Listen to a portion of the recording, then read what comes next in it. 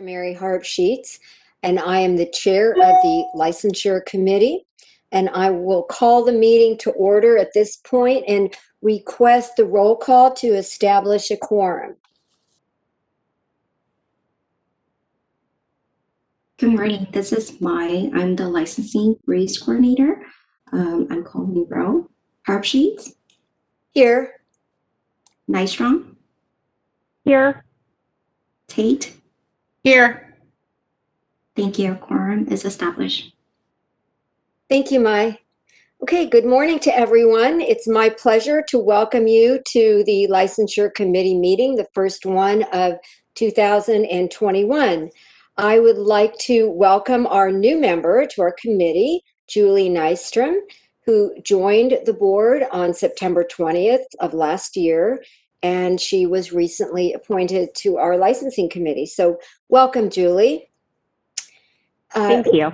Thanks. A few logistics items. Please turn your cell phones and other devices to silent, and also please mute your microphone unless you're speaking. We have allocated time on the agenda for public comment, and we will ask for public comment at the on each agenda item. Please be respectful of our time constraints and our need to conduct and complete the committee's business today.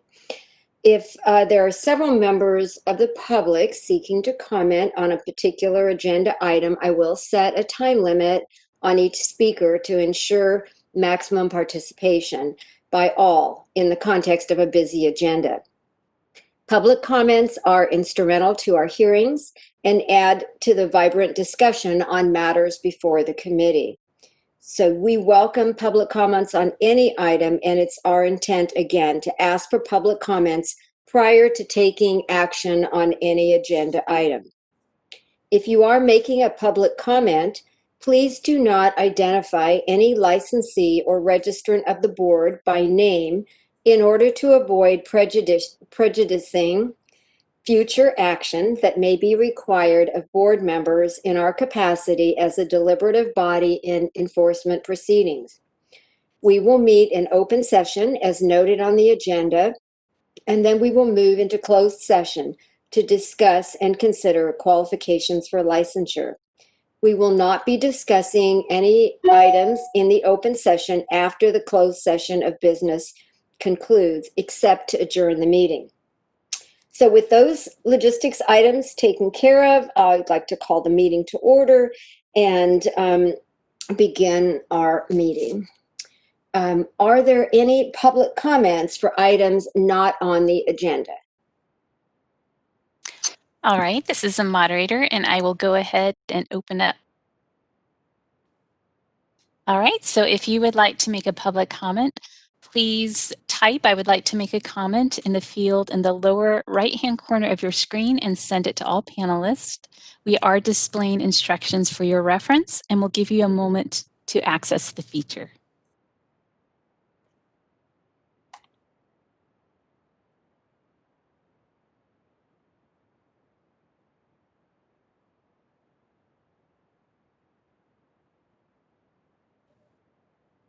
This is the moderator, and Madam Chair, I see no requests for public comments at this time. Would you like me to close the Q&A panel? Yes, please. Okay, it's been closed. Okay, thank you.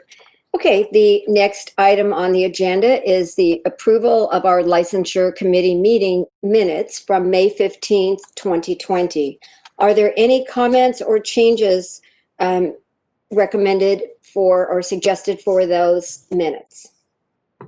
Hi, this is Julie. Since I'm new to the board and was not on the board during the May 15th hearing, I'm going to abstain today.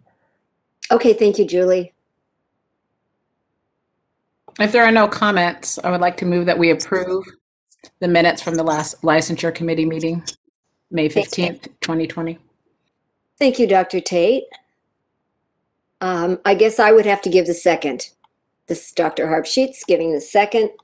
And are there any public comments? This is the moderator. I will go ahead and open up the Q&A panel. All right, if you'd like to make a comment, please type "I would like to make a comment" using the field in the lower right-hand corner of your screen and send it to all panelists. And we are displaying instructions for your reference, and we'll give you a moment.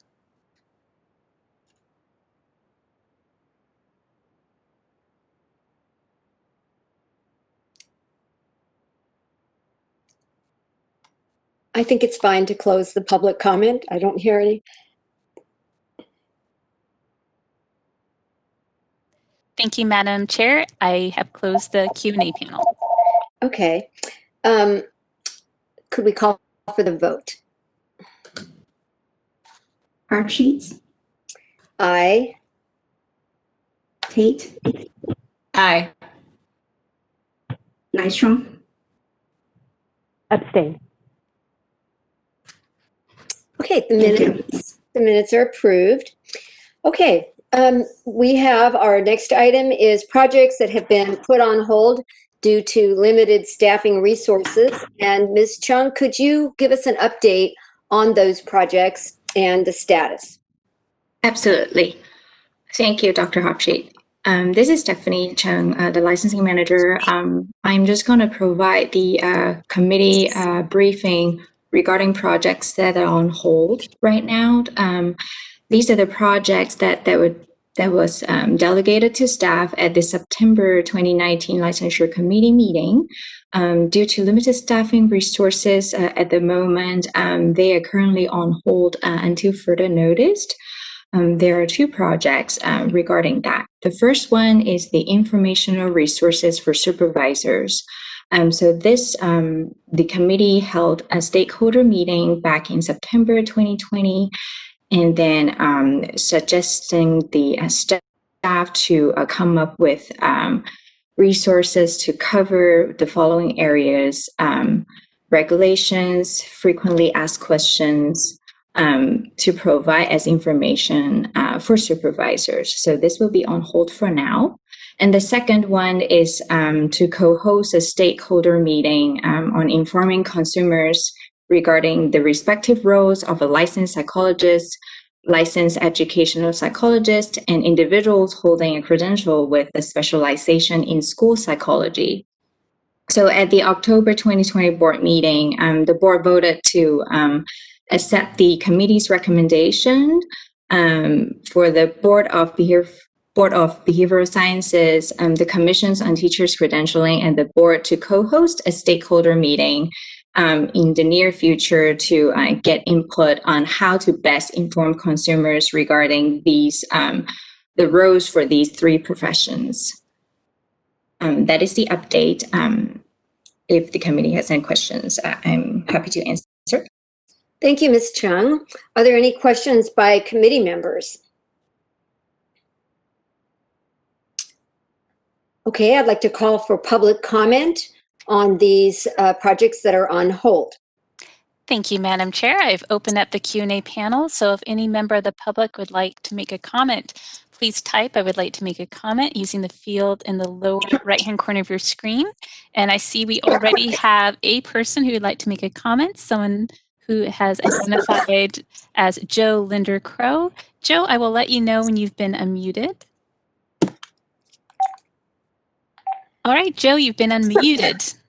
Hi, good morning, everyone. Dr. Joe Linder Crow with the California Psychological Association.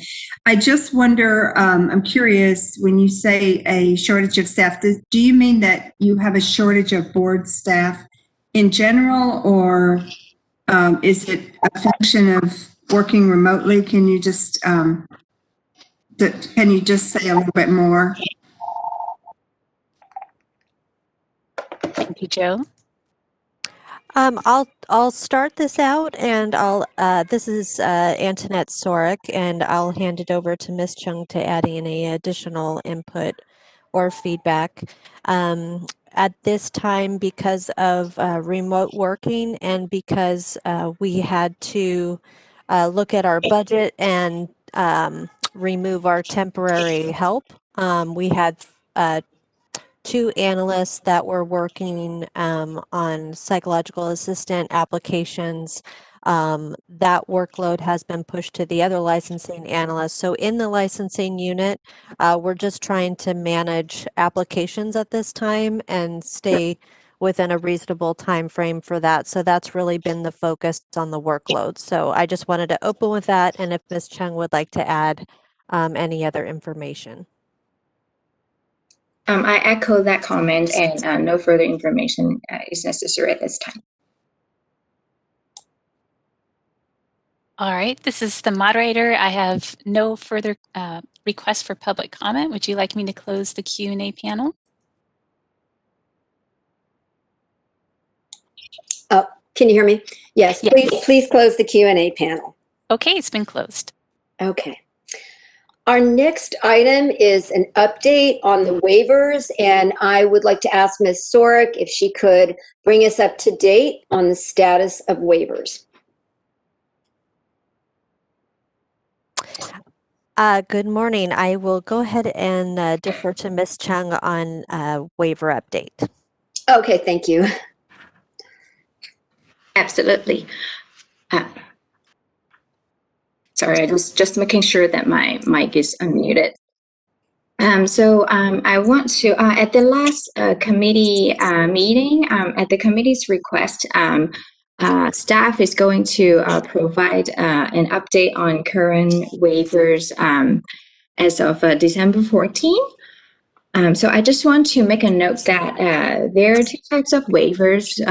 Waivers that are issued and maintained by the Department of Consumer Affairs can be found on the website, and the link to the website is provided on the meeting memo that you could follow if you would like to go see the list of waivers issued by the department.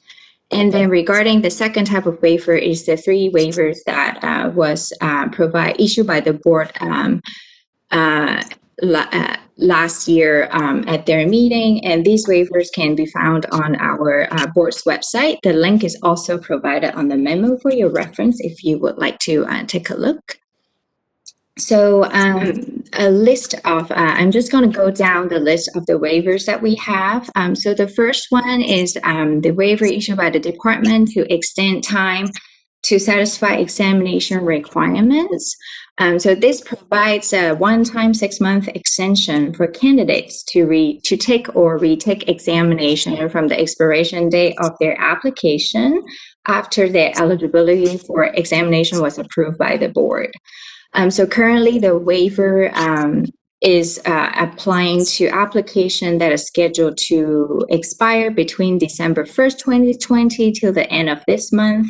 So from the date of the expiration between these time frame, they will get an additional 6 months. And staff has been working to inform impacted applicants regarding this. The second waiver is the in-person face-to-face supervision. This waiver allows the 1-hour face-to-face individual supervision to be provided in appropriate telehealth means. And since this memo was written, there's an extension already provided to this waiver as well. So the new number for the waiver would be DCA-20-96. And then the waiver is extended until February 28th, 2021. And this is also updated on our website as well. The next up is regarding supervised professional experience and their time limitation. So the board provided provided a waiver to give an additional 6 months for applicants who will have their time limitation to accrue supervised professional experience anytime after March 4th, 2020 throughout the duration of the declared emergency. And then regarding psychological assistant 72-month registration limitation, the board also has been providing an additional 6 months to psych assistant who would need this time. Mm-hmm. Regarding CE, the department has issued a waiver to allow licensees that have their license expires between a certain time frame to allow them extra time to complete this CE requirement. So since the written of this memo, there's a new extension to this waiver, which allow for license that will expire between 2021 and 2021 to allow them time to complete the all renewal related requirements by June 15, 2021. This is also updated on the board's website as well. And regarding reinstatement of licensure, where previous licensee would like to come back to provide services during this declared emergency, a new waiver has also been issued since the writing of this memo, extending the waiver until July 1st, 2021. And then last but not least would be the examination requirements. So this is just to supplement the DCA issue waiver for reinstatement of licensure during this declared emergency period. That the board is waiving the complete examination for this previous licensed psychologists by the board to come back to provide service during this time under this DCA waiver. This is the end of the update. Thank you very much, Ms. Chung. That was very comprehensive and very helpful. Thank you. Is there any public comment? Thank you, Madam Chair. This is the moderator, and I will open the Q&A panel. All right, if you'd like to make a public comment, please type, "I would like to make a comment," and submit it to all panelists using the field in the lower right-hand corner of your screen. And we are displaying instructions for your reference.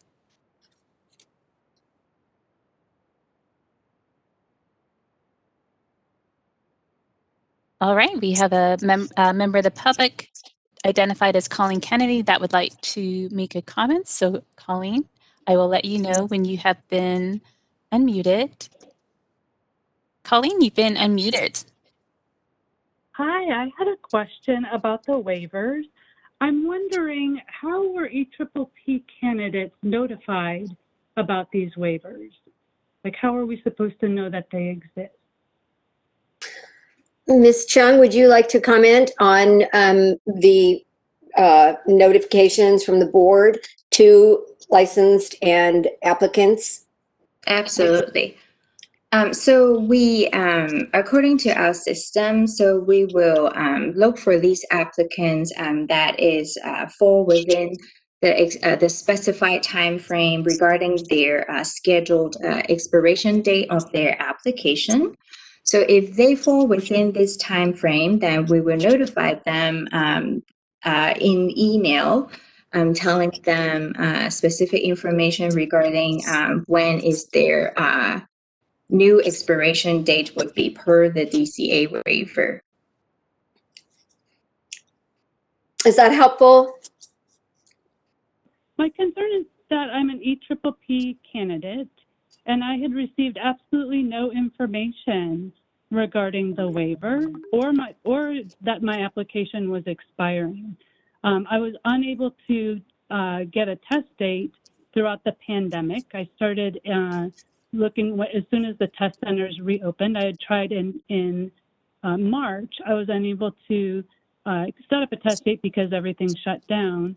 When I went in and tried to schedule my test in May, there was nothing available throughout the entire summer. I didn't learn until November when I reached out to the board that there was a waiver in place. The waiver began on September 30th, which would mean to me I would have 6 months from September 30th in terms of having that time waived. My application expired in July, so it was backdated. So you really didn't give me a 6-month waiver. You gave me a 3-month waiver, which I didn't learn about until November, which made it a 2-month waiver during the holidays when ASTPB was saying that there really are no test dates available and that people aren't able to get in to take the test. I was unable to work with the Board of Psychology. They didn't return my phone calls. They didn't return my email to try and work out this situation. So I'm just wondering what the Board of Psychology is doing for people who are in a position like myself. Okay, Dr. Kennedy, I am wondering if you are on the list, the email list for the board. I would encourage you to get on that so you get information emailed to you on a regular basis from the board. And also perhaps if Ms. Chung could Dr. Kennedy maybe email you directly at the general board email and work on that in her specific situation? Absolutely. We can take a look at the application details and we will help her from there. Please email us at boplicensing@dca.ca.gov and we will help you with your questions. Well, see, I've already done that and I've gotten nowhere. In fact, I was told yesterday on the phone that they weren't there to serve me, that there was nothing that could be done. So Well, I feel like Dr. Kennedy, I'm sorry to interrupt. We need to move forward, but you were speaking, Dr. Chung, Ms. Chung is the request that you please do contact her as she's requested. And I feel confident that you can move forward and you will get help. Okay, I will definitely reach out again. I really appreciate your time this morning. Thank you. Thank you. Okay. This is the moderator, and we have more public comments, starting with Karen Nilsson. So Karen, I'll let you know when you've been unmuted. All right, Karen, you've been unmuted. Hi, thank you. I coordinate postdoctoral training at the UC Davis's Counseling Center, and we're still under remote operation. So I'm wondering if there's an extension we can expect to the waiver around in-person supervision, since we still have people not coming to campus and providing services remotely. We want to make sure we stay in line with our supervision requirements as well. When can we expect an extension past 2/28, since it's doubtful that shelter in place, only essential work in person is going to be lifted by 2/28 for everybody? Okay. Would Ms. Sorek, would you be the person to answer that, or Ms. Chung?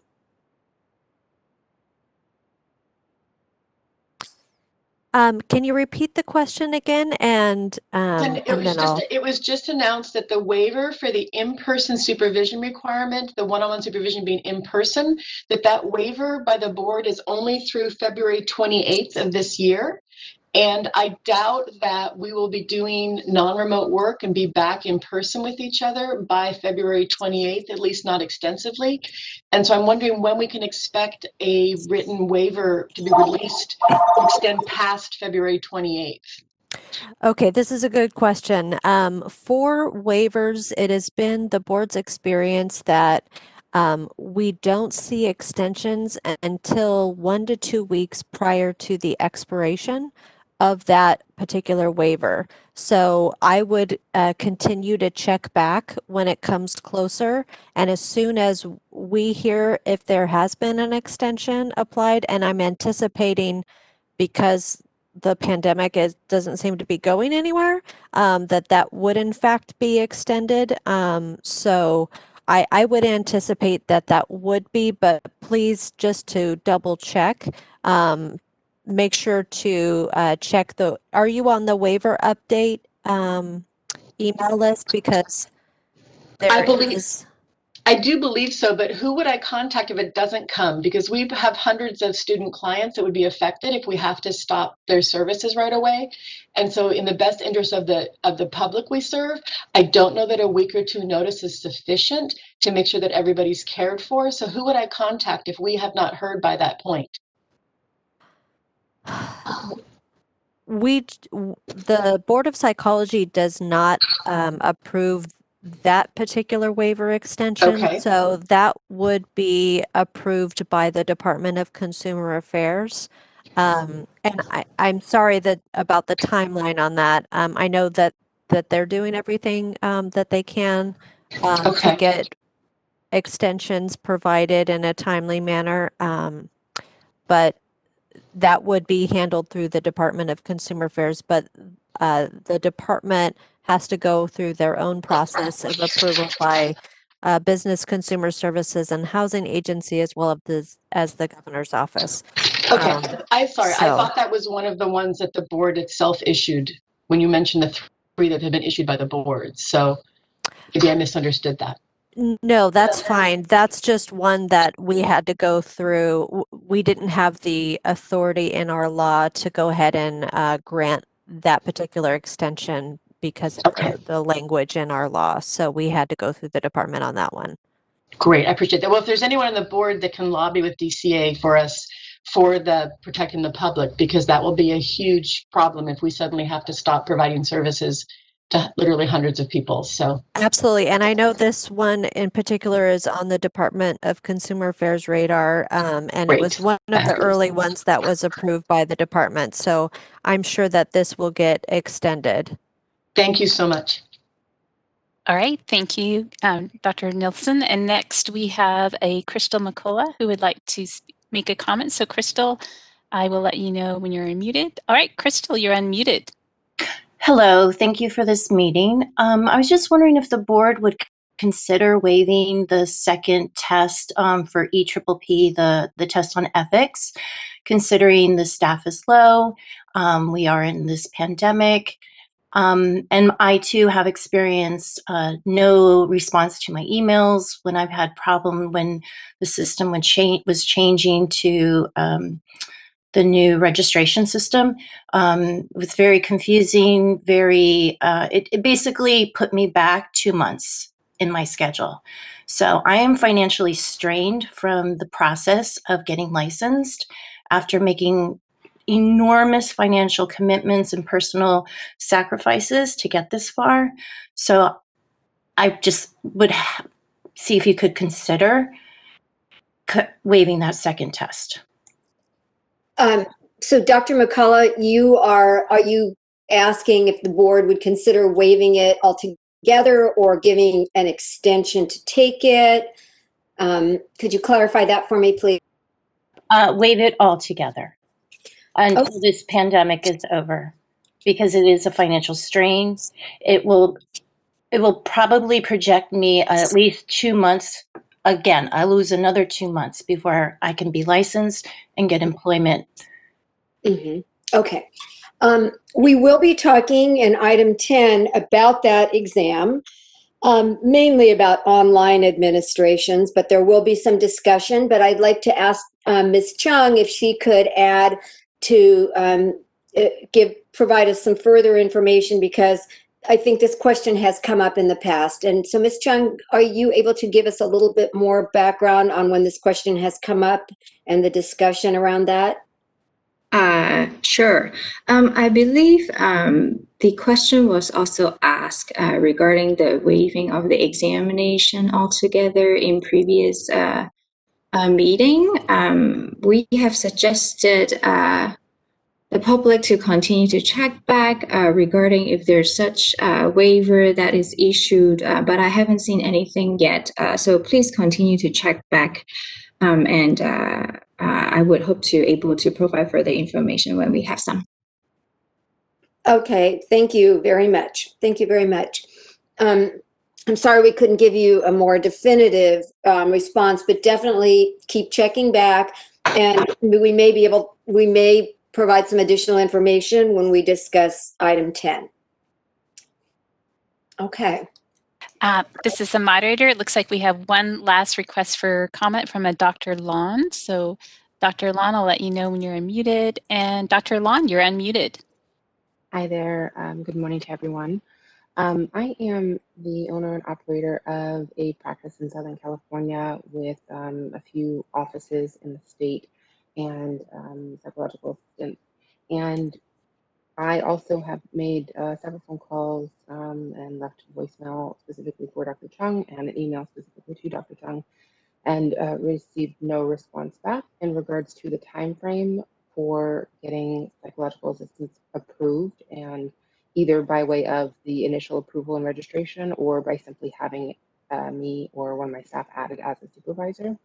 The time frame for that was around 4 months for just adding a supervisor at a time when, of course, the community at large needs as many providers as possible, especially at a lower rate, which interns are available to provide. So I'm wondering, of course, with the lack of resources at the board at this time, is this in general what we can expect, 4+ months to get psychological assistance approved? Or is there something being done to decrease that time? I think Ms. Chung can talk to us about processing time. As was mentioned earlier, we, due to budgetary considerations, had to cut back on our staffing of the temporary employees that we had. And so I think Ms. Chung can give us a little bit more information, if you could, please. Sure. Yes, I echo that comment that we are, due to budget concern, we have to not relying staff on temporary help.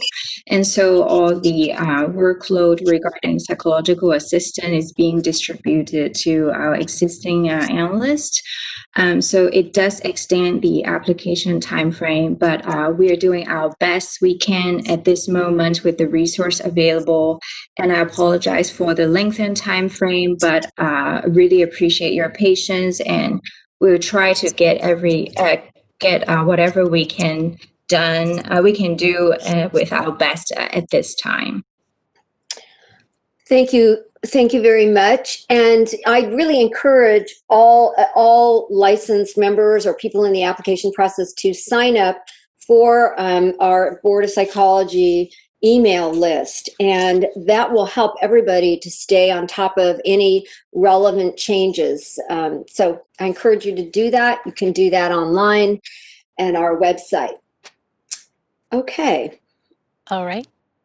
This is a moderator. We have no further requests for public comment. Shall I close the Q&A panel? Please. Okay, it's closed. Okay, we will move on to the licensing report. And so May, will you be doing that? Yes, I am. Okay.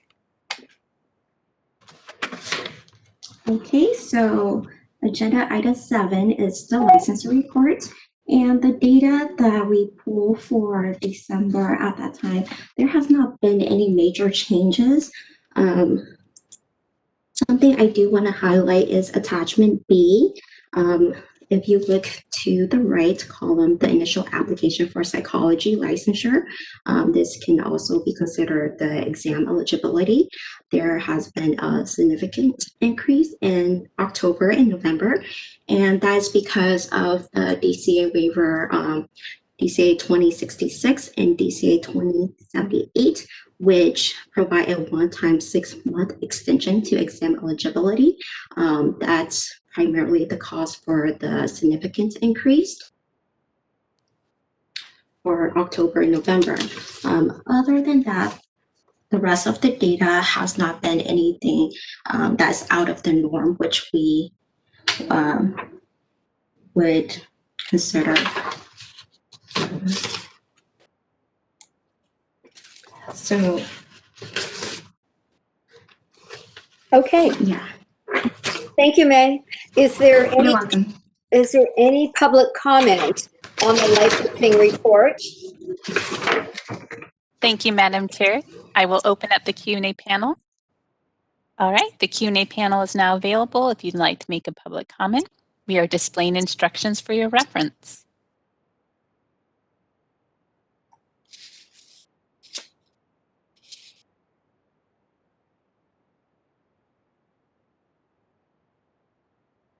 This is a moderator. I see no requests for public comment at this time. Shall I close the Q&A panel?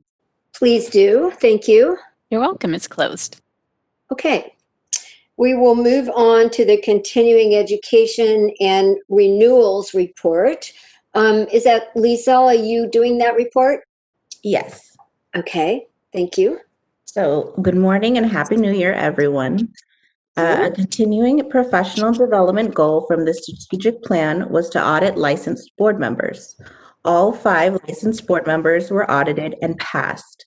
The latest past audit is our board vice president and licensee committee chairperson, Dr. Mary Harbsheets. So congratulations, Dr. Harbsheets. Thank you, thank you. And I was vice president last year, and Dr. Tate is to the 2021 vice president. But thank you very much, and I will say it was a very easy process, and I appreciated that. Oh, sorry about that. The following items are the CE audit and renewal statistics for psychologists and psychological assistants. CE audits for October, November, and December 2019 were sent out last month in December. The CE audit pass rate has been consistently over 80%, and on average, 85% of psychologists and psychological assistants renew their license online using Breeze each month. At this point, I am open to any questions you may have. Okay. Any committee members? Any questions from committee members? Okay, I'd like to call for public comment if there are any comments or questions from members of the public. Thank you, Madam Chair. I have opened up the Q&A panel, so if you'd like to make a comment, please type "I would like to make a comment" using the field in the lower right-hand corner of the screen and submit it to all panelists. We are displaying instructions for your reference.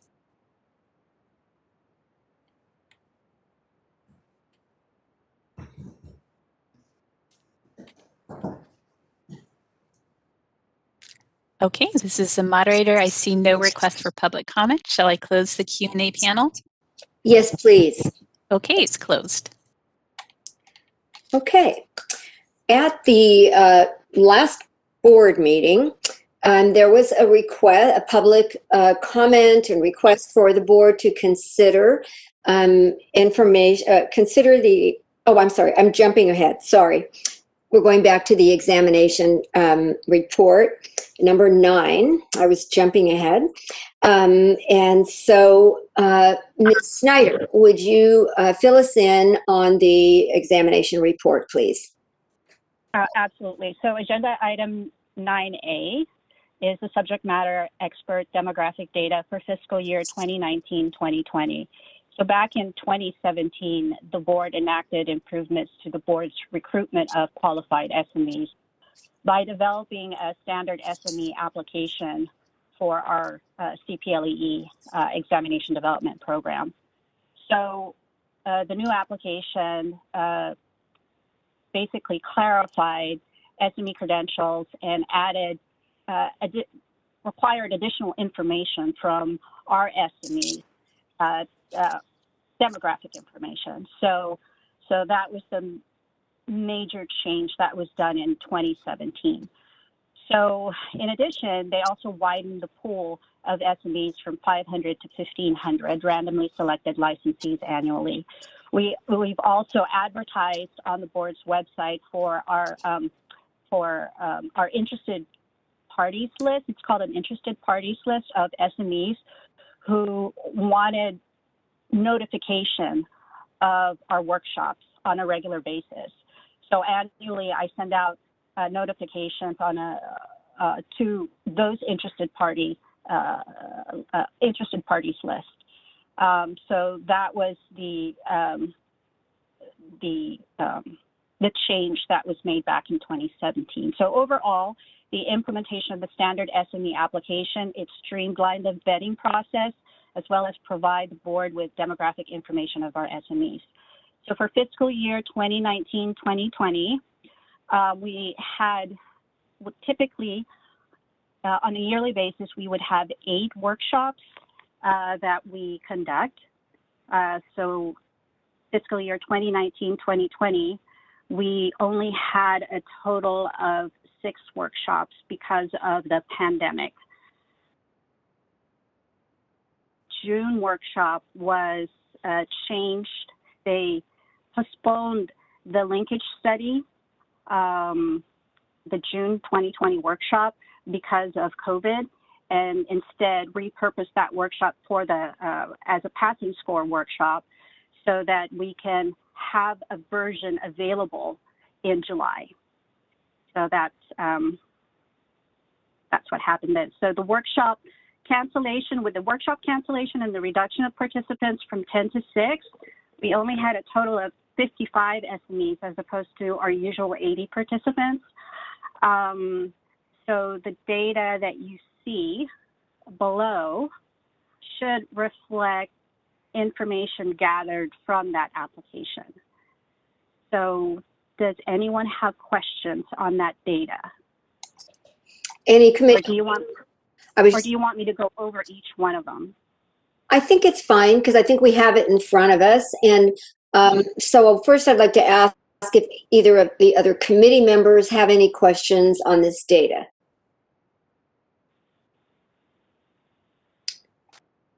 Okay, let's please, Madam Moderator, could you please open the public comment?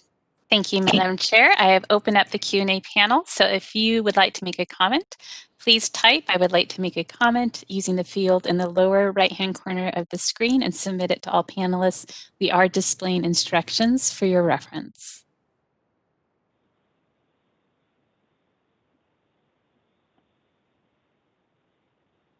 All right, this is a moderator, and Crystal McCullough has indicated she'd like to make a comment. So Dr. McCullough, I will let you know when you have been unmuted. All right, Dr. McCullough, you've been unmuted. Thank you. I'm new to this following these meetings, so could someone define what is a subject matter expert? Okay, so the subject matter, can you hear me? Yes, yes, we can. So the subject matter experts are licensees, basically. They're licensees, qualified licensees who attend our examination development workshops. We conduct workshops on a yearly basis to develop exams. So basically they create the CPLEE exams for the board. They help create. So that's what a subject matter expert is. Does that help, Dr. McCullough? Yes, it does. Thank you very much. Sure. All right, this is a moderator. I see no further requests for public comments. So would you like me to close the Q&A panel? Please do, thank you. You're welcome, it's closed. Okay. We will move on to item 10 on the agenda. And agenda item 9 has 3 items. Oh, do you okay. still want me to go over that or?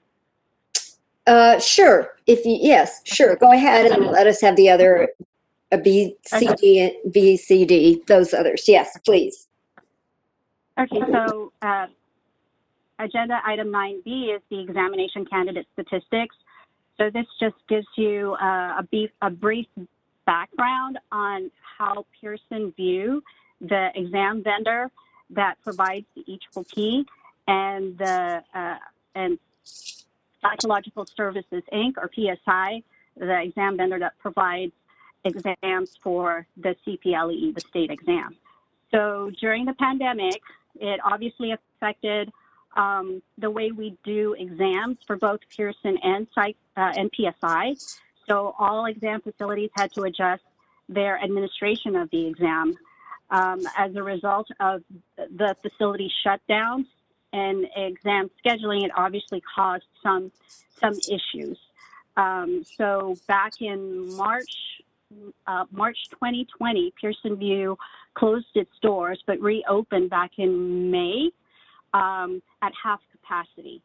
So even though at half capacity, they were able to open up new 40 additional third-party test centers in the United States and extended their work hours, especially in high-demand areas such as LA and I believe San Diego.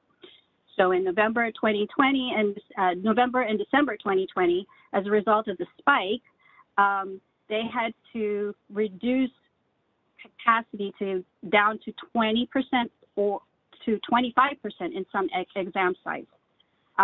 So the result that it basically resulted in cancellations and a lot of rescheduling that we staff and ASBPB had to do because of the reduced capacity. So as far as PSI is concerned, I know that they are working at full capacity right now. And I just checked last Monday if they're still working at full capacity, and they are. So which is great. So despite the setbacks, PSI and Pearson VUE continue to schedule exams. So the collected data below reflects the number of approved applications. So when you review the data, it's important that that when you're looking at the number of candidates, it reflects the total number of first time and retakes.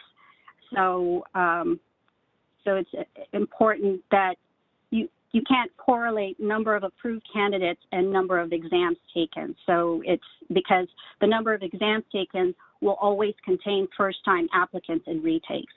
And also when exams, the board doesn't schedule exams, but that's left to the candidate's it's the candidate's responsibility to do that.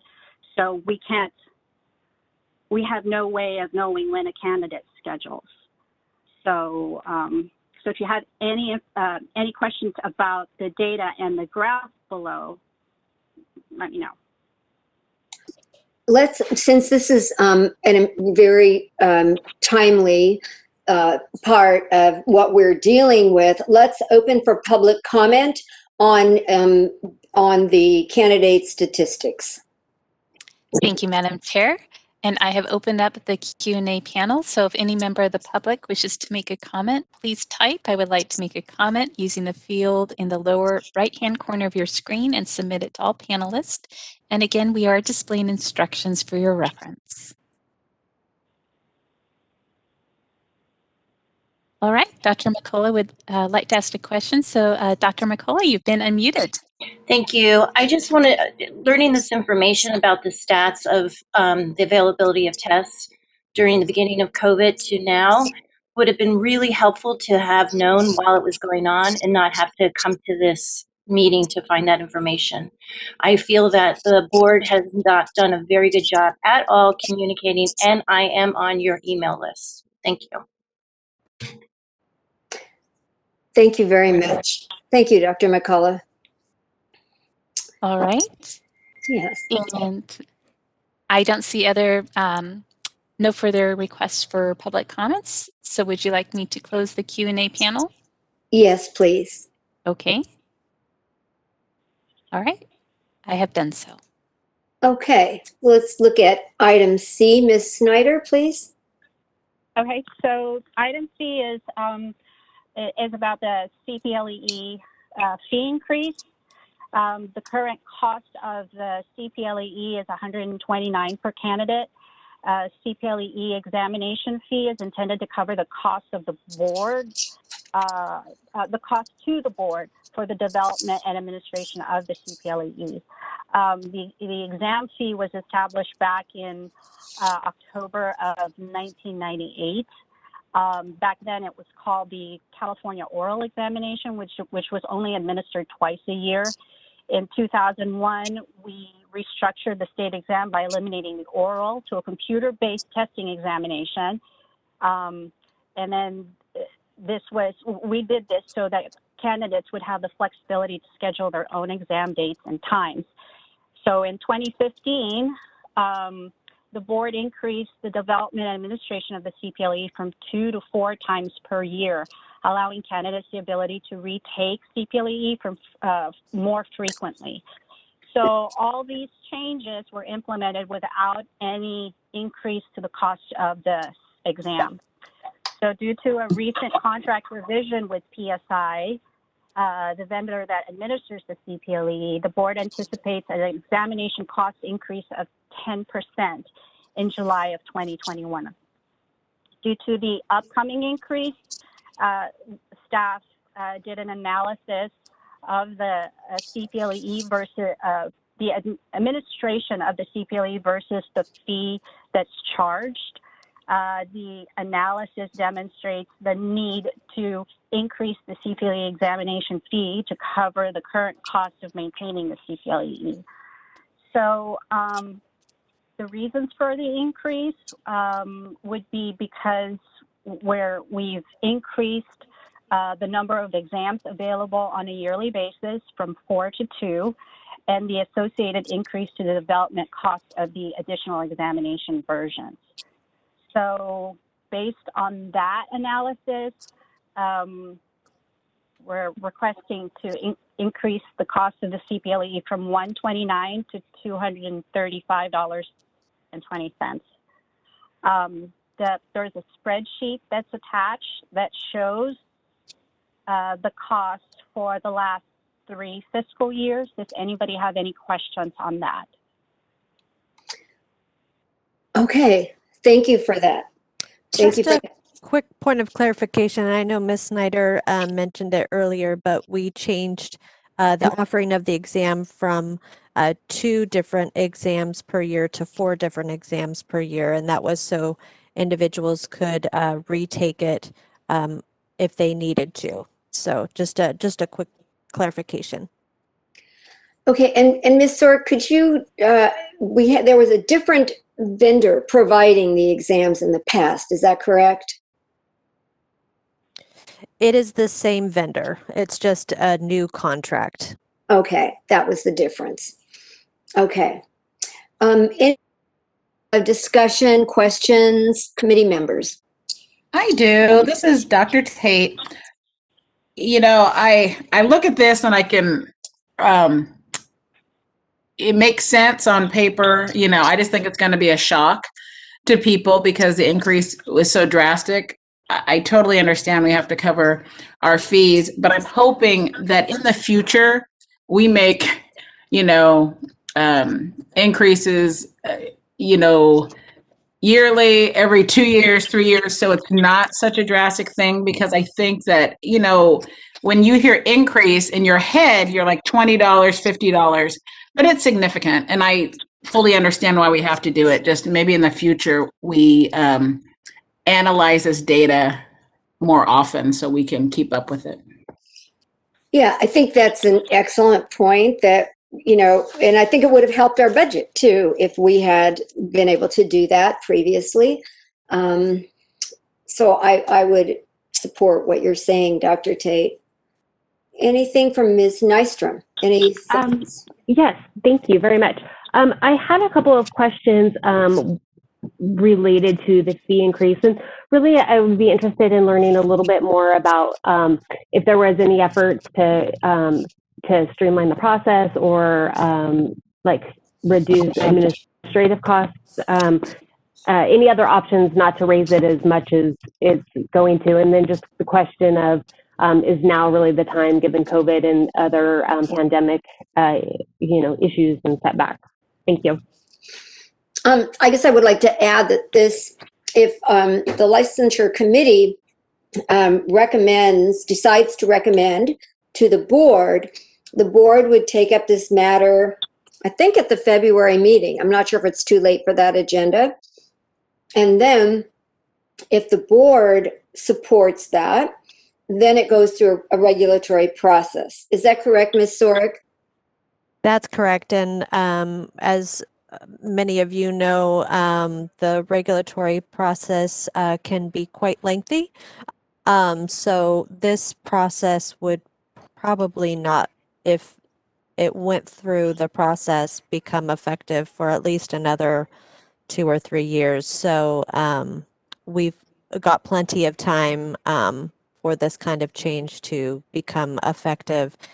And I'm wondering, just to answer the question that Ms. Nystrom had, we could always consider offering the CPLE less in the interim, just to not subsidize the exam out of other funds, because at the end of the day, we're allotted a certain amount and, you know, to pay for our examinations. And if we're not recouping our costs, we might look to, you know, perhaps offer the exam less or have less versions of the exam.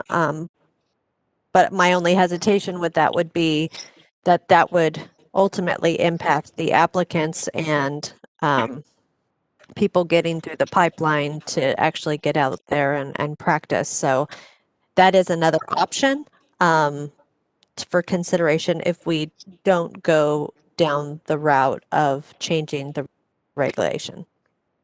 Oh, thanks for that. I have a question.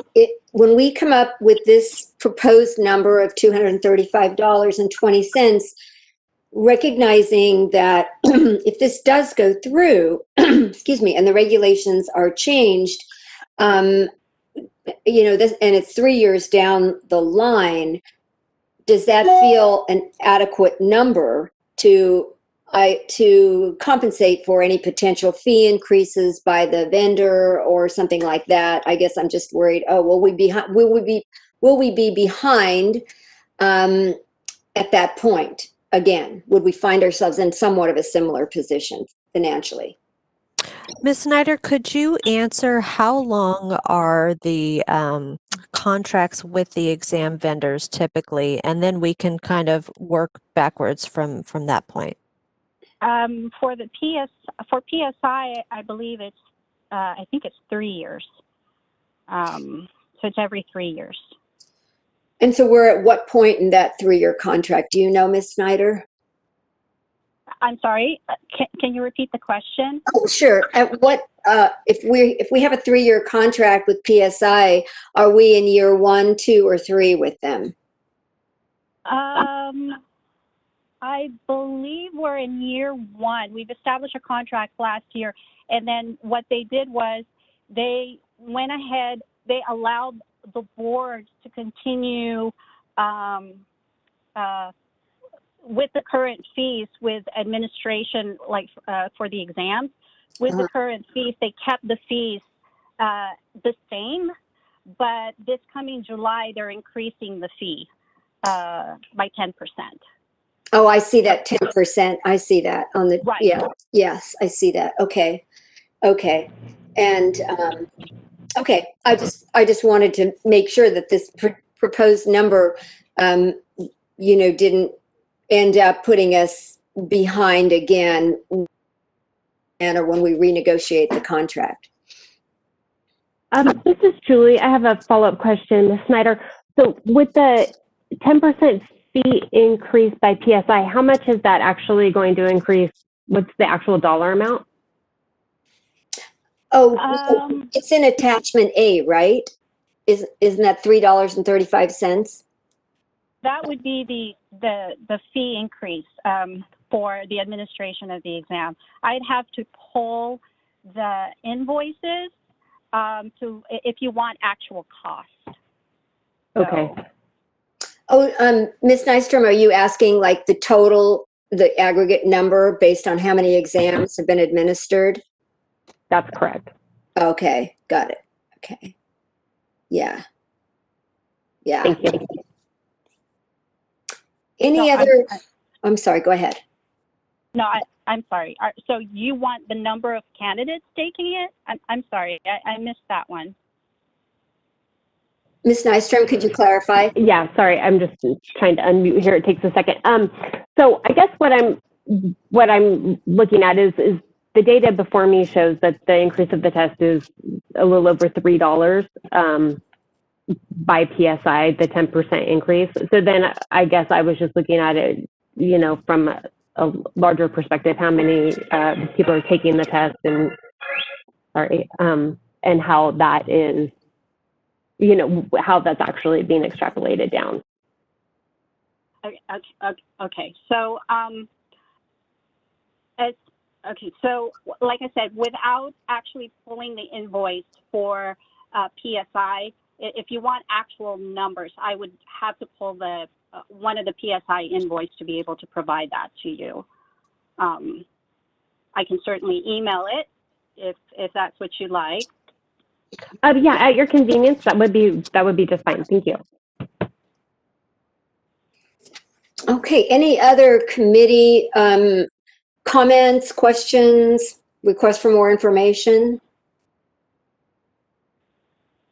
Okay, Madam Moderator, could you please open for public comment? Hi, this is the moderator, and of course, we now have the question and answer panel available. If you would like to make a comment, please type, "I would like to make a comment," and submit it to all panelists, and we have instructions for your reference.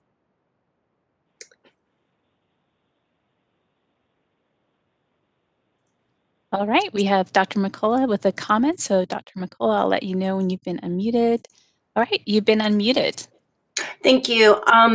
It seems like you're presenting a situation where the fee hasn't been increased in about 24 years.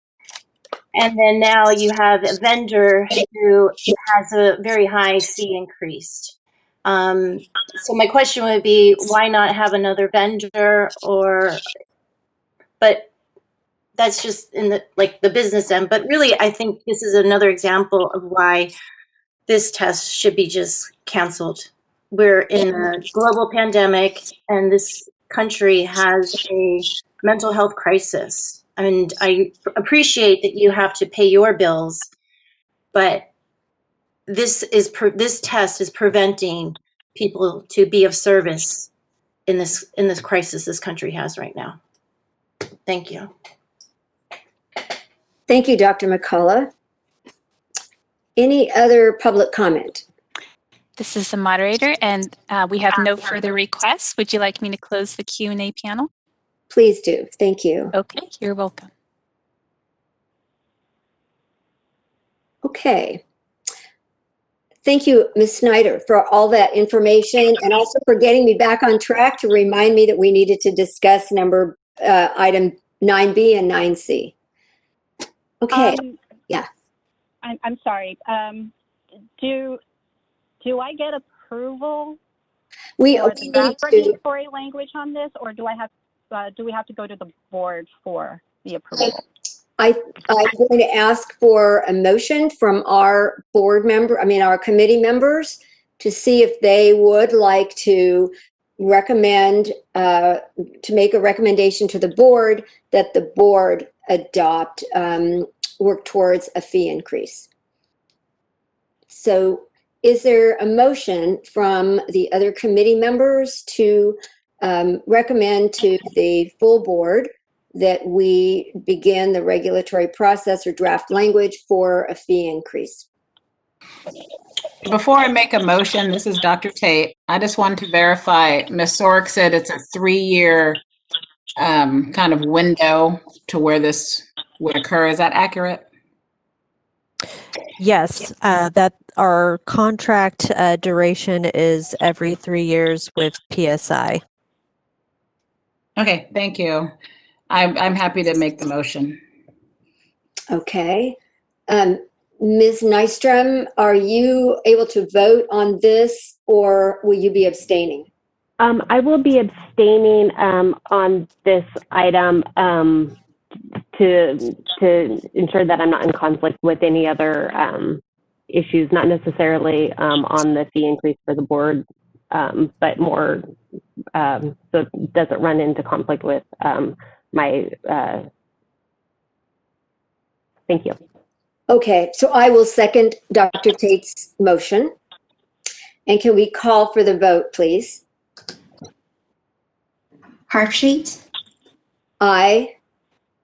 Nystrom, Abstain. Tate. Aye. Motion has passed. Okay, thank you.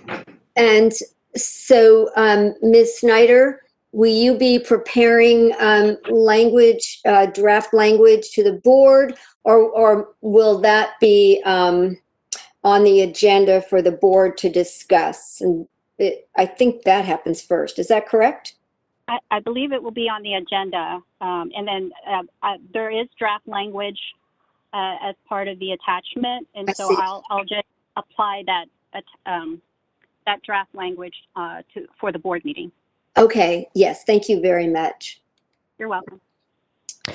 Dr. Harpsheets, I just want to ask the committee members in preparation for the board meeting if there are any additional items to support the proposal that may be helpful to the discussion with the board. I know we added a couple of different discussion items in talking about how often the contract is renewed, et cetera. So if there's any other discussion items you would like to be included in the supporting documentation for the board meeting, that would be helpful to identify at this stage. Well, I think this is Dr. Harpsheets. A question I have, and I think it was brought up by a public member also, is that it has been a very long time before, we're considering a fee increase. And I'm wondering if some of that history could be shared with board members so that there's some understanding of, that length of time. And I think you mentioned some potential options that that could we offer the exam fewer times during the year. I will add that I was one of the people who taking the orals and where it was given just twice a year. And that really did limit the number of people getting licensed. And I know that's a concern. We need people out there working. There's definitely a demand for mental health services at this time. For sure, I see it in my own practice. But I think we should be prepared to discuss those options that Ms. Sorick that you presented as potential ways. And so if maybe we could have some information, how would that look financially if we had 3 administrations instead of 4? Something like that, then we could see what does that really mean to us financially. I think that would be great. This is Julie. Thank you. Dr. Tate, do you have anything to add to that you think could be helpful to the board? Not at this time. Okay. I'm thinking about it. Okay. Okay. Are we ready to move on to item 10? I think so. All right. Item 10. So at the last November 20th board meeting, there was a public member who spoke about a concern of taking the CAPLE in person and wondered if we could consider an online administration that was not in person. So in response to that, the board did ask the Department of Consumer Affairs Professional Examination Services to give us some guidance on that. And in our documentation, they have provided us information on their understanding and recommendation that we not pursue that at this time. Ms. Chung, I think, would you be the person, or is Ms. Montes here? I can't see on the list to discuss that.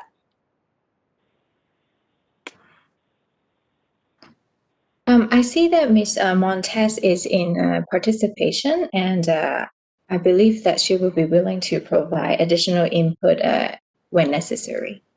Okay. So committee members then, what are your thoughts after having read that memo from Ms. Montes, or it's Dr. Montes? Hi, this is Julie Nystrom. I don't have any concerns with the board's recommendation, but I am just curious if there are other states that offer the CPLE or similar examinations online. I have listened in on an ASPPB meeting where that was considered for the EPPP, and there was significant security considerations similar to what we're reading in Dr. Montes' memo.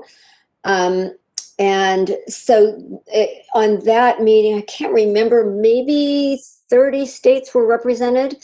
And of those, none of them had gone to an online administration. Okay. Thank you.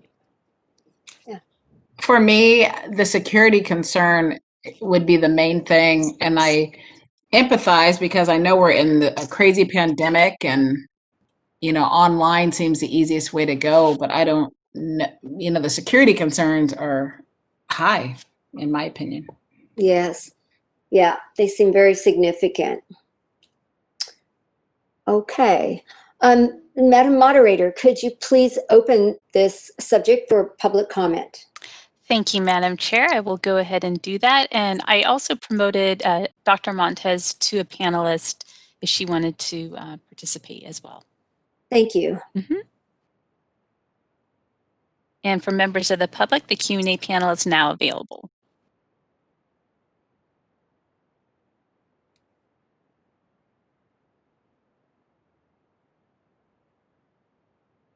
All right, we have Dr. McCullough that would like to make a comment. So Dr. McCullough, I'll let you know when you're unmuted. All right, you're unmuted. Thank you. I have had the experience of taking the EPPP and unfortunately did not pass. That's why I'm very vocal today. I'm not a happy person that I cannot get employment now.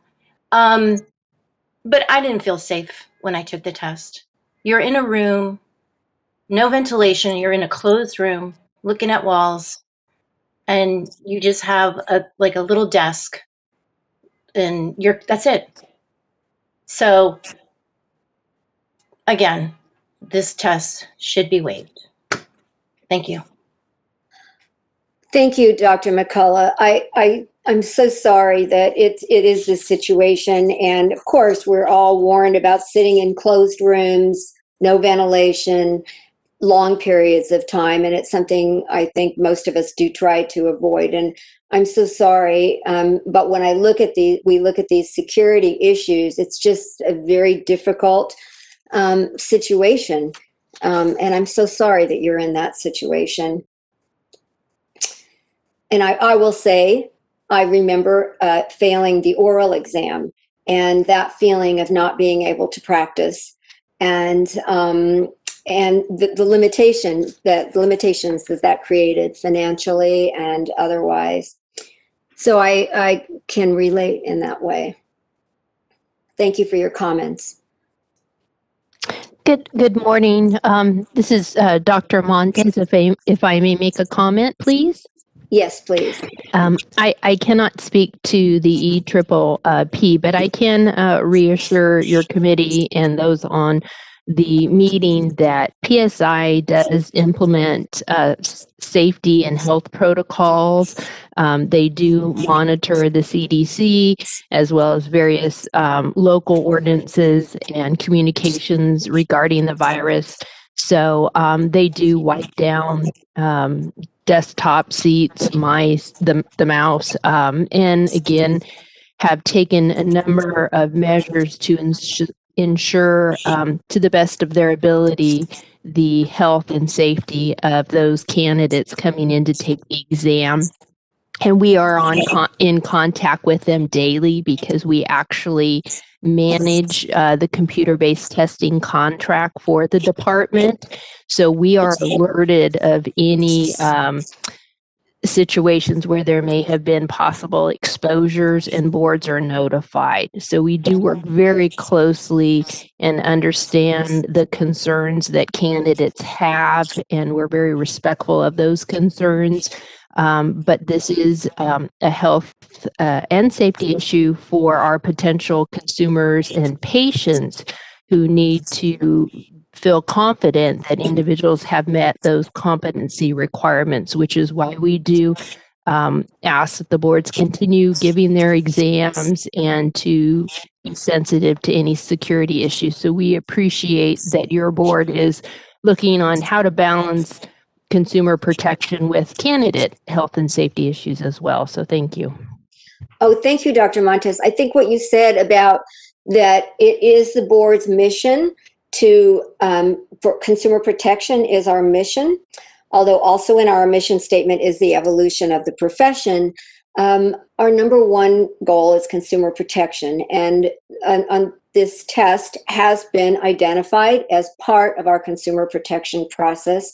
And so, as you mentioned, that balancing of safety of the examinees has to be balanced with that goal.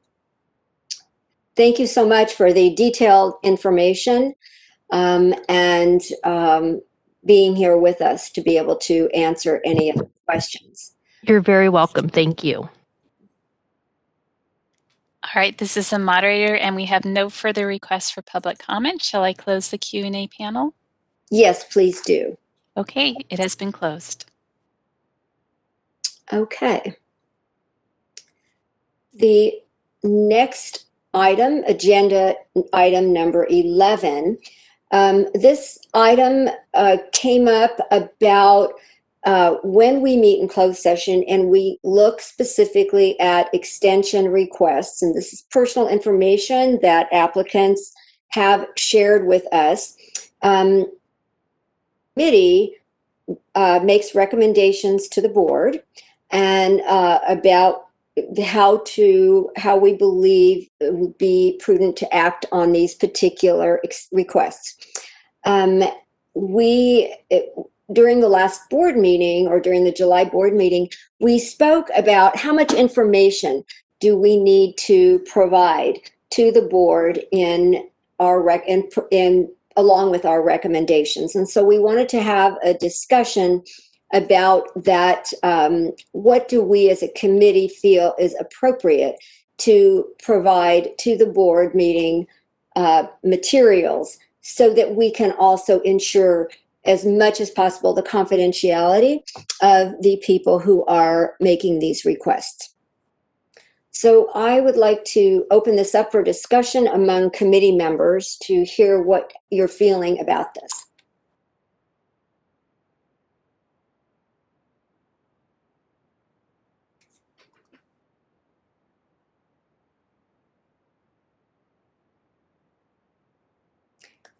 Sorry, That's okay. Go ahead, Dr. Tate. Oh, okay. You know, the list that you have provided, that the information that can be included, you know, I'm always concerned about the confidentiality. And I know we had a lengthy discussion about this at the last board meeting. What was the main, I was trying to remember, what was the main issue that they felt that they were not receiving more information about? I know we talked about the decree and the birth certificate specifically. Was there something else that was brought up besides that?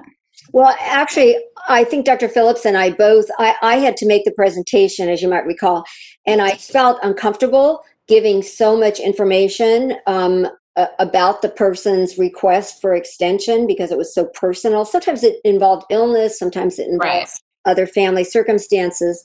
And I think what we have is this list that is usually, as you know, you've seen, included in these requests for consideration. And how much do we feel as a committee how much can we limit that so that we provide less information to the board, which then helps to ensure confidentiality, because this is always part of the open meeting with the board. So how much less can we, is kind of my sense of where I was coming from on this. Well, for me, you know, the one thing that jumps out at me is, you know, I don't feel like having a medical record is necessary in that packet. That I'm very uncomfortable with that. Right. You know, letters of support I think are fine because they're letters of support. they're not negative typically. And then I do feel like they need to see the extension request, the letter and the email so that the individual has stated their case. I find that very helpful. Mm-hmm. You know, there are other things that can be limited. Maybe the verification of experience can be summarized instead of all those sheets of paper. Mm-hmm. You know, the degree I think is public anyway. So you could have the person's degree in there, you know, but birth certificate and things like that, I feel are very private. So that's kind of my thought on just the list you've provided. Uh-huh. What do you think about the idea that maybe, I mean, this is kind of extreme, but it might be okay, that we provide no documentation. But when, as the chairperson of this committee, I give the extension request in very general terms, so that we can maintain. There's no names used, of course, but that we can maintain confidentiality to a greater degree, and that we're asking the board to trust that if we've come to this place and this recommendation, even with this general information, they could certainly ask for more information if they feel they need it, but that we try as a general rule to only give general information. For example, this is a request for somebody asking for an extension of the 72 months due to significant illness in the family. I mean, that's pretty general, right? Yes. Yeah. Does that feel adequate, or does it feel going too extreme to the other direction? You know, I will say, sitting on this board for a couple years, the best part about it is that everyone has a different perspective, and what jumps out at me may not jump out at Ms. Nystrom, and vice versa. So I like having, the paperwork, because people research things differently, and so they pick out different things to discuss. I feel like you presenting it like that, but they still need some paperwork to look through, and because often we compare dates. We look at transcripts, and the letters of support, what's missing in the letters and what are in the letters. Yeah, so that went through this committee. So you're saying that, okay, so the three of us have looked at it, but this larger group of people looking at it may have a different perspective. Is that what you're saying, Dr. Tate? I do. That's what I'm saying. I think you can summarize certain things, but as the chairperson presenting the information, the board members should be able to ask more specifics if necessary. Okay. I have a question, Ms. Sorek. When the information goes out, or maybe Ms. Chung, to the board packets of information, if the extension request letter is it part of the packet that goes to the public? Right now, the letters of the extension request letter or email, they are part of the public packet for the board. Okay. That's what I was wondering. Does that change anything for you, Dr. Tate? What I'm thinking is I'm fine with you summarizing, and we can try it at a board meeting and see how it goes, right? We don't have to adhere to something. Right. So maybe we try the summary and be more general, with the assumption that maybe they are going to ask more specific questions about it. And we would have that information there. Now, if we do that, Ms. Sorek or Ms. Chung, does that mean if we set up a guideline like that it's just a general summary and the board could ask questions, would that keep the extension letter out of the public packet? I believe that for the recommendation made here today would be bring back to the board for their consideration first. And then once they deliberate, and then we can proceed from there under the guideline that is approved by the board on what materials to be presented or included as part of the public packet. Okay, so thank you for that. So basically what we need to do is talk about what a guideline we would like the board to consider about how much information to provide. So I was jumping ahead a little bit, so I apologize. So just to take that step back, so I guess we would be looking for a motion that would address what kind of a guideline regarding types of documentation that we would like included or not in board meeting materials. And then the board will discuss that at the February meeting, I presume. Correct? Correct. Yes, okay. Okay, so we have a little more discussion, or is somebody ready to make a motion regarding that recommended guideline? Dr. Harpsheets, just a point of clarification, and maybe Mr. McGuire can help with this. I'm wondering if this is something that needs to be brought back to the board, or if this is just guidance to staff on what to present to the board as even a byproduct of today's closed session discussion. I'm wondering of some guidance on, does this need to go to the board for ratification on the guidelines on what's provided, or if this is just a staff directive? Yeah, this is Will McGuire, Board Counsel. So from my perspective, and I'm welcome Antoinette's as well, but I think that what we're doing here is making a recommendation to the full board. I mean, that is generally the work of committees. I suppose staff can, take your direction, but if it's actually altering an existing policy and procedure, and that's where I defer to Antoinette. If it's altering an existing policy or procedure, I think it needs to go to the full board. If the policy and procedures are silent as to this matter, then I think, you could do a more sort of direct instruction to staff. Okay. So do we have an existing policy and procedure that would need to be changed by the full board based on our recommendation, or not changed? Or is it more informal? Ms. Sorick or Ms. Chung? This question is for Ms. Chung, because I know in our administrative procedure manual, we have guidelines for delegation from the board to staff on what kind of extension requests the staff can review, and what needs to come before the licensure committee and then ultimately to the board. But I don't know if that guideline speaks to what materials are included. That sounds like a staff function, but Ms. Chung, maybe you can clarify that. I believe it's not written out, listed like this.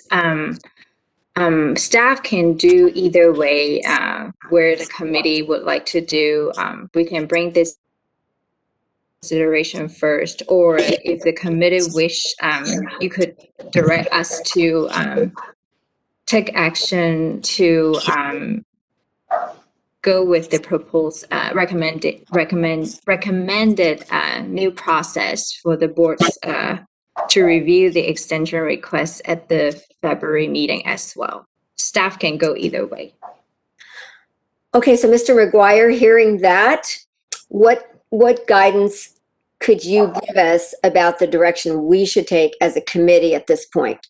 Well, I do think now, hearing that, it depends a bit on what that guidance may be. I mean, depending how broad your suggested changes to the existing kind of written or unwritten procedures are. So maybe we just kind of further that discussion just a little bit, and we kind of hear what the motion might be as far as the substance. Okay. And then I can help you craft, the exact language of whether it's we recommend that the board take up and approve at the next meeting, or we just direct staff. But as we're discussing, I'm kind of leaning toward my general fallback position, which is, the committees makes recommendations to the full board. But I'm open to hearing a little more about the substance of that, what that guidance might contain. Okay. That makes sense. Yes. Okay, so back to Dr. Tate and Ms. Nystrom. Any additional thoughts about just what you think would be appropriate that the board hear? Go ahead. I'm happy to try it and make a motion. I don't know if Mr. McGuire will accept it, but How about a motion to include in the board meeting materials information regarding the extension request, the verification of experience, the transcript, and letters of support. And so, and recognizing that these would go to the public. So also, right? Oh, I forgot. I took out the medical record and the birth certificate. Yeah. But isn't that information, the personal information, they have it, you know. Blacked out? Yes, I thought that was, yes, thank you, redacted. That, I thought that was the standard. Am I incorrect? I think you're correct. I think you're correct. I just sometimes wonder if the rest of the information provided could just be that revealing that somebody reading it could say, oh, I know that person, you know, or I remember hearing about that person. And I guess that was my concern in presenting this at that board meeting, presenting all these. I just became very uncomfortable with it, which is why I wanted this to be on the agenda. This is Julie Nystrom, and I just have a question. Is it possible that the personal information that can't be redacted or that is additional could be considered confidential? So board members would have access to the confidential information, but maybe it wouldn't be made public? Mr. McGuire, is that a question you could answer for us?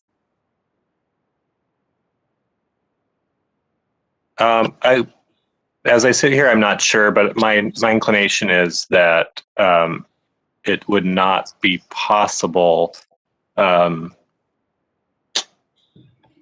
do at the public meeting. But I would prefer to kind of look at that and get back to you before I just before I opine any further.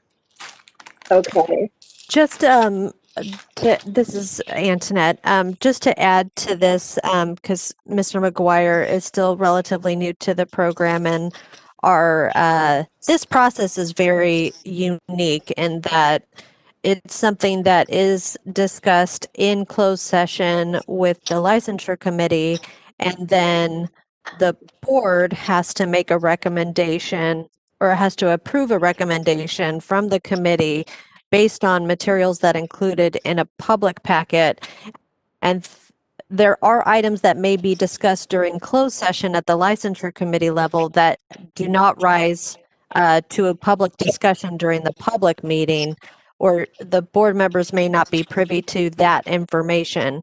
So as far as if we don't have an item agendized as closed session, there wouldn't be an opportunity, is my understanding, that there would be confidential materials. If there's a public item for discussion on the agenda, it would be public information that would be available.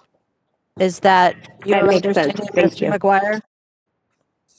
Yeah, thanks. That's where my head was on that. I mean, I guess I just didn't know whether it is possible, I suppose, technically to, create a confidential source of information that only the board members could review. But then again, if they're relying on that for decisions they're making in public, it kind of creates a problem. So yeah, I guess I would come down again on my initial side of it's going to be considered at the public section of the meeting and the materials are there supporting that. We would want those properly redacted and not having the public or board members kind of reviewing what's behind the redactions. Mm-hmm. So it brings us back to the question of if we start with that premise that anything the board members are going to get, or anything that's going to be discussed regarding these extension requests during the board meeting open session, all this information will be available to the public. So as we kind of go back to that and say, then what guideline might we want to recommend to the board be included in that public packet that the board members can review when they hear our recommendations.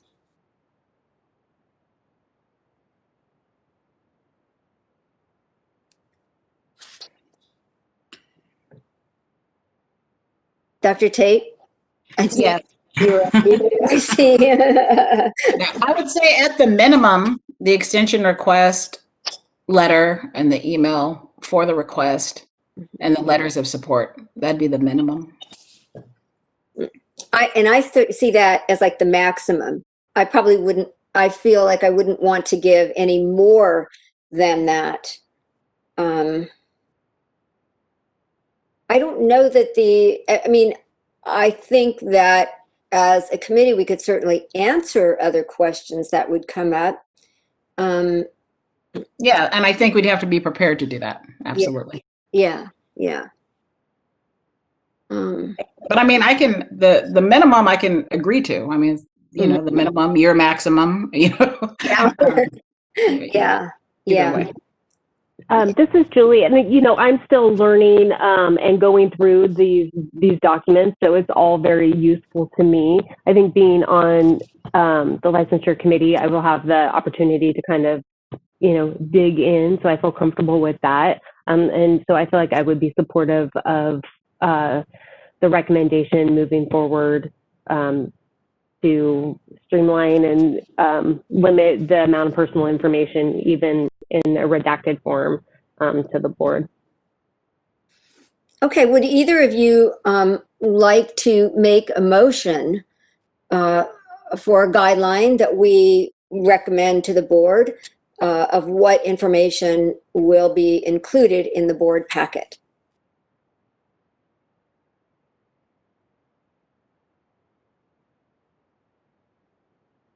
Sorry, it took me a minute. So I can remove my motion that I presented earlier. Okay. And I would like to make a motion to include in the board packet the extension request letter and email and the letters of support. Okay.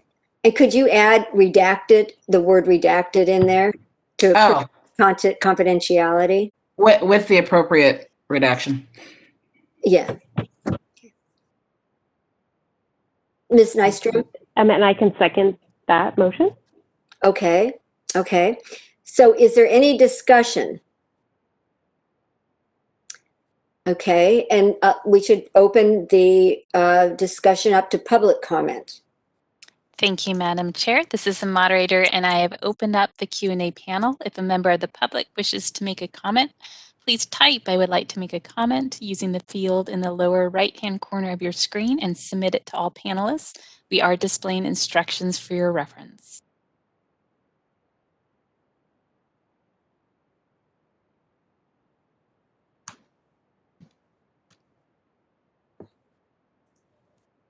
All right, this is the moderator. I see no requests for public comment at this time. Would you like me to close the Q&A panel? Yes, please. Okay, it's been closed. Okay, and can we call for the vote on the motion that's before us?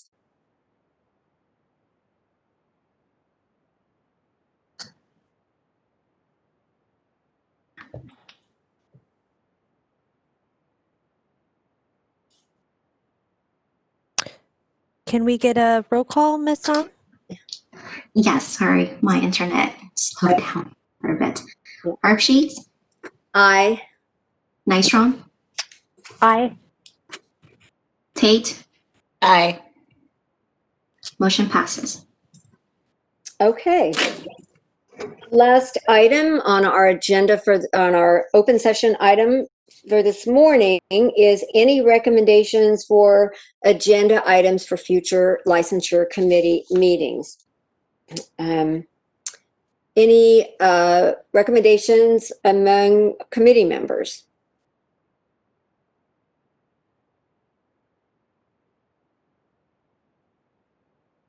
Okay, I hear none. Moderator, could you please open the public comment? Thank you, Madam Chair. The Q&A panel is now available, and we are displaying instructions.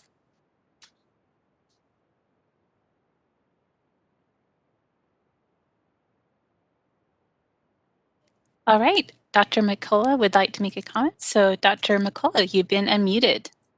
Thank you. Since I've made a lot of comments on the CPLE waiving, I want to make it official that that would be on the agenda next time. And then also, I've been so discouraged with the EPPP that I've done some quick research and come across some articles that have some really substantial evidence that there might be some adverse impact with the EPPP, among other things. And I just want to know what the board, how does the board support that? What are they aware of? Those kind of things. So you're seeing adverse impact of the, are you talking about during the pandemic, adverse impact from taking the EPPP? Is that the research you're talking about, Dr. McCullough? No, actually the EPPP. It is shown to have adverse impact on people, Black, Latinos.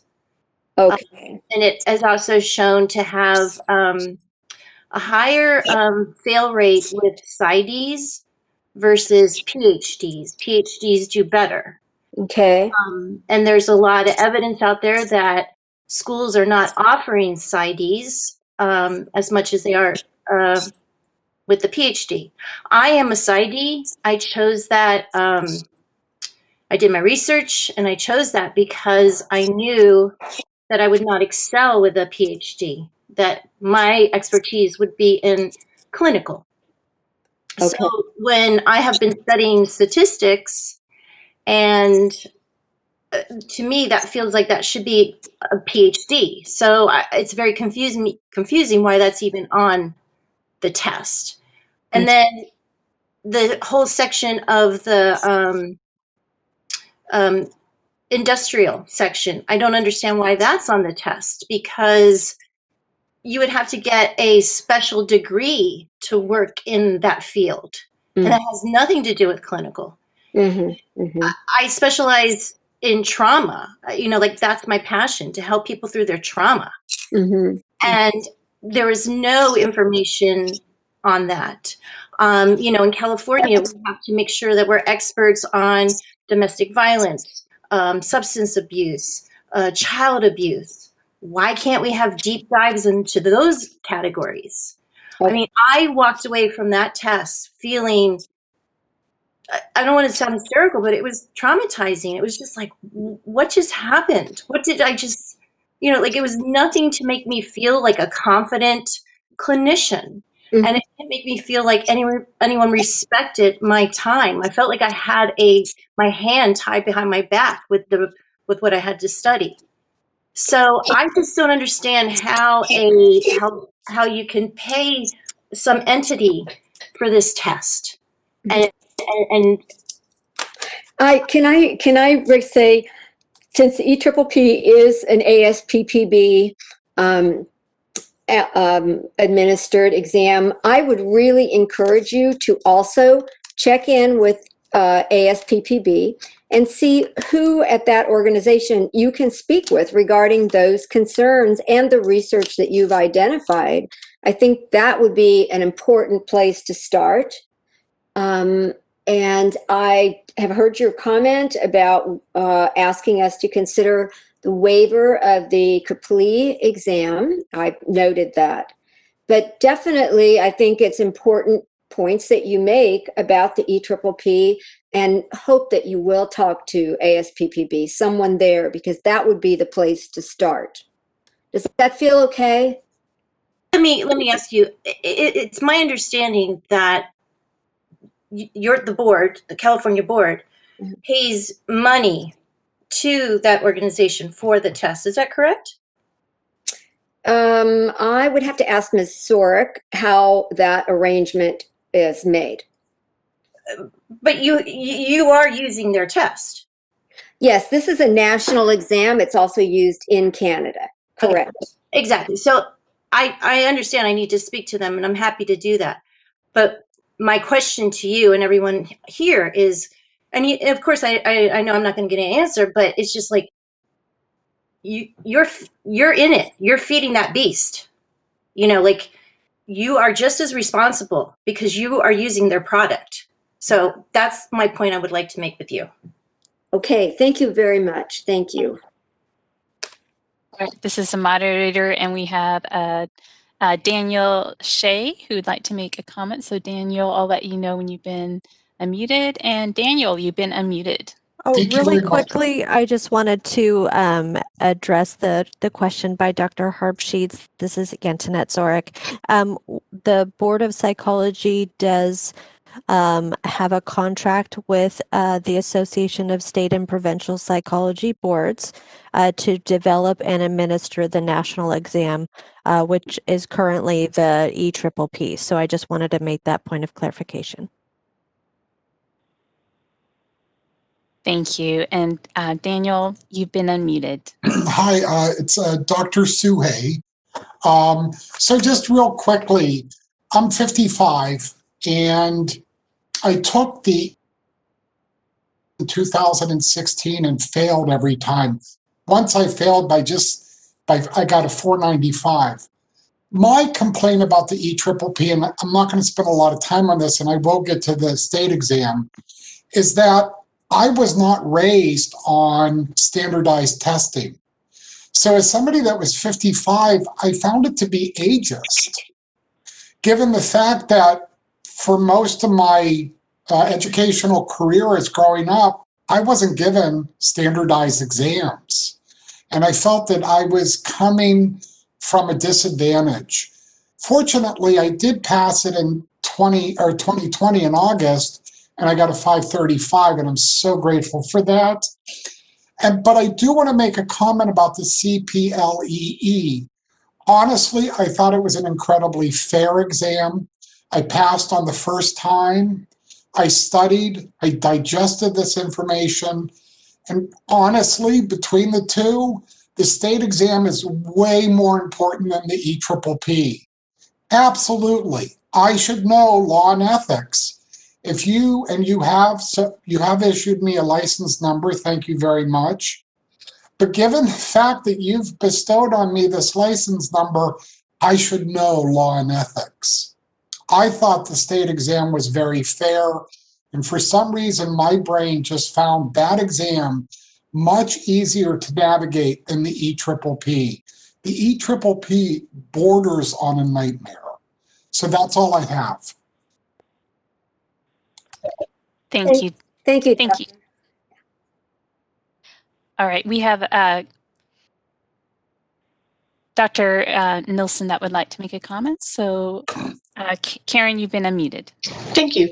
This is actually a little bit more of a question. I attended today because I saw things about the CPLE, and I'm aware that the EPPP2 is somewhere in the offing, and I wonder if there's any date that the board is going to be considering when that will be added, because that's causing an incredible amount of stress to currently unlicensed folks who are training as to when they will need to start preparing for the EPPP2.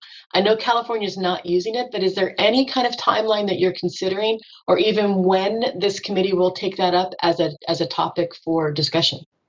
I can comment on that. Our board president has identified a task force to look more closely at the EPPP2, and we'll be doing that during the course of this year. And then we'll be bringing that information back to the board. If that were to happen, and Ms. Sorek, you can correct me, and Mr. McGuire, I think that if California, let's say, did decide to adopt it, that again would go to a regulatory process. Is that correct? Versus a legislative process, so it would be several years down the line. Could either Ms. Sorek or Mr. McGuire comment whether it's legislative or regulatory if California decided to adopt it? Yes, just procedurally, the process would be that if the board were to review and approve the Part 2 as part of the national exam, the board would have to promulgate regulations. As I mentioned in the beginning, the regulatory process typically takes between 2 to 3 years. it is not a justification for emergency regulation because an exam has changed. So that is the procedural update on what that would look like. And so, Dr. Nielsen, I am on that task force as the chair of the licensure committee. And so that is something that task force will be looking at over the course of 2021, and then perhaps make a recommendation to the board. And then there's, a lead time for that. And if the board chooses to adopt it or perhaps ask for more information and then eventually adopts it, then we start the regulatory process. So it's not something that they would need to be concerned about if they were looking for California licensure in the immediate future. Does that help? Yes, thank you very much. That time frame at least helps while we're dealing with pandemic-related issues. I can reassure the folks I work with. Thank you very much for that sense that it's not immediate, but coming perhaps. I hear the perhaps in that there's some time. Thank you very much. Sure. All right, we have a comment from Colleen Kennedy. Colleen, I'll let you know when you've been unmuted. All right, Colleen, you've been unmuted. Hi, thank you. I just had a quick question for the board. I'm wondering if you have any concerns about ASPPB developing a test that has consistently less than a 50% pass rate. We've gone through many hoops to get where we are as clinicians. Is that concerning to you at all? Well, you're talking about the EPPP, or are you talking about EPPP? I'm sorry, for the EPPP. I'm sorry, EPPP. Yes. Well, we do watch the passing scores. We do watch the percent passing, and we look at percent of first passing versus retakes. And at this point, it has not yet been a concern. I think when we heard the previous comments from Dr. McCullough, I definitely would encourage anyone. It's something we do watch carefully. If we began to be concerned, we would talk with ASPPB about it. But I think you have to look at the breakdown. How many are first-time test takers? And sometimes you can look at the breakdown of schools or other background information. And so definitely it's a legitimate point that you're bringing up, and that might be something, again, to talk with ASPPB about, see what their thoughts are. How are they looking at that? Because I think that's extremely important information. All right, this is the moderator, and we have no further requests for public comment. Shall I close the Q&A panel? Please do. Okay, it's closed. Okay. That brings us to the end of our open session agenda items. And so the Licensure Committee will now meet in closed session to discuss and consider qualifications for licensure. And just a reminder that at the conclusion of the closed session, we will only reconvene to adjourn the meeting. So I thank everyone for being here with us during this open session and all the public comments, which are particularly helpful and enlightening for us as a committee. And I look forward to hearing from people during our next licensure meeting. So committee members, could you please stay on, and we will discuss plans to reconvene in closed session. Thank you.